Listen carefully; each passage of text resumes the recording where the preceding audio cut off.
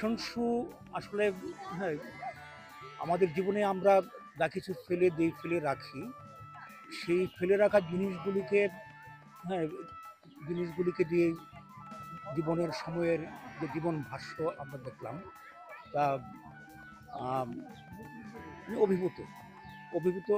শিক্ষাখাতের অবস্থা এমনি খুব একটা যে ভালো তা আমি বলতে পারবো না, কিন্তু এইখানে যে এখনো এই চর্চাটা আছে এটা দেখে খুব মুগ্ধ আমি। এবং আমি আশা করি যে এই চর্চাটা যাতে বহু বছর ধরে থাকে। ফ্যাশন শো তো রিসাইকেল ম্যাটেরিয়াল দিয়ে ফ্যাশন করা, সো ফ্যাশন একটা খুব গুরুত্বপূর্ণ জিনিস। আমি মনে করি যে ফ্যাশন বলতে একটা সাধারণ ধারণা আছে যে এটা বোধহয় ফ্যাশন মানে হাইফাই কোনো ব্যাপার, হ্যাঁ, ইত্যাদি ইত্যাদি। কিন্তু আসলে ফ্যাশন তো আসলে একটা মানুষের ব্যক্তিত্বের প্রকাশ, তো সেটা একটা জ্ঞানের ব্যাপার।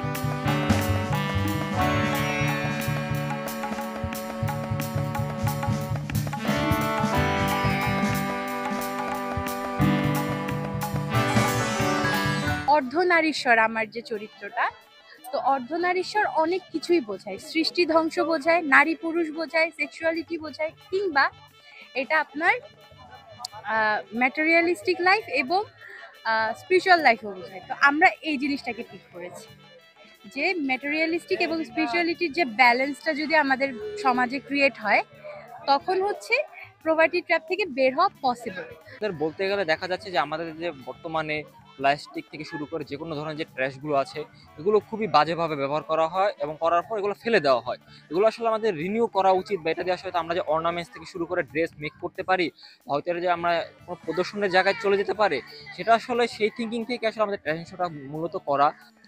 আমাদের যে তথাকথিত পড়াশোনাটা, প্রতিদিন ক্লাসের পর পরীক্ষা, এরকম ব্যাপারটা থেকে একটা অন্যরকম বিষয় যে ফ্যাশন শো, বিভিন্ন ধরনের ট্র্যাশ দিয়ে একটা আউটফিট ক্রিয়েট করা, অ্যান্ড ওটাই আমাদের ফাইনাল। ব্যাপারটা অসাধারণ, এটা থেকে অনেক কিছু শিখতে পারছি। যারা একদম সেলাইও করতে পারে না তারাও সুই সুতো নিয়ে হাজির, বন্ধুত্বের মধ্যে একটা সুন্দর বন্ডিং হয়েছে, খুবই দারুণ একটা এক্সপিরিয়েন্স ছিল। ফ্যাশন শো হচ্ছে, ফ্যাশন শোর মূল লক্ষ্য যদি আমি বলি সেটা হচ্ছে যে আমাদের এই যে বজ্র বা রিসাইকেল প্রোডাক্টগুলো দিয়ে ফ্যাশন নতুনভাবে করে এবং মানুষকে এর প্রতি আরো উৎসাহিত করা, যে যেন এই ফ্যাশনটা আরো বেশি রেগুলার হয়, যাতে মানুষ বজ্র পদার্থগুলোকে নষ্ট না করে এবং আমাদের প্রকৃতি বা নেচার যেন ভালো থাকে। আর এর আগে কখনো হাঁটিনি মডেল হিসাবে বা এসব এরকম ড্রেস পরে, অনুভূতিটা একদম নতুন ছিল আর আমার অনেক বেশি ভালো লেগেছে এরকম একটা জায়গায় নিজেকে উপস্থাপন করতে পেরে। আর আমাদের যে থিমটা ছিল এবার প্রপার্টি ট্র্যাপ, এখানে আমরা মূলত যারা টি ওয়ার্কার্স তাদের বিষয়টা সামনে আনতে চেয়েছি। এবার আমাদের সিআই থিম ছিল হচ্ছে প্রপার্টি ট্র্যাপ, তো সেটার সাথে ম্যাচ করে আমরা যেটা করেছি যে শিল্প কারখানার যে সিচুয়েশনটা সেটা তুলে ধরার চেষ্টা করেছি, যে আমাদের বাংলাদেশের শিল্প কারখানাগুলো অনেক বেশি ডেভেলপ করেছে, কিন্তু আমাদের সাধারণ মানুষের সেক্ষেত্রে কোনো ডেভেলপ হয়নি। তো সেক্ষেত্রে বাংলাদেশের যে শিল্প কারখানাগুলো সেটার সিচুয়েশনটা আমি ফুটিয়ে তোলার চেষ্টা করেছি আমার ড্রেসের মাধ্যমে।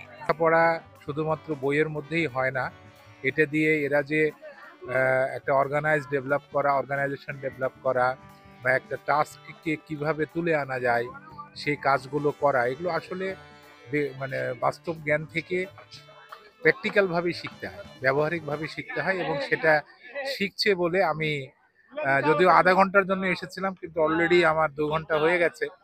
আমি আছি, আনন্দের সাথেই আছি, ভালো লাগছে।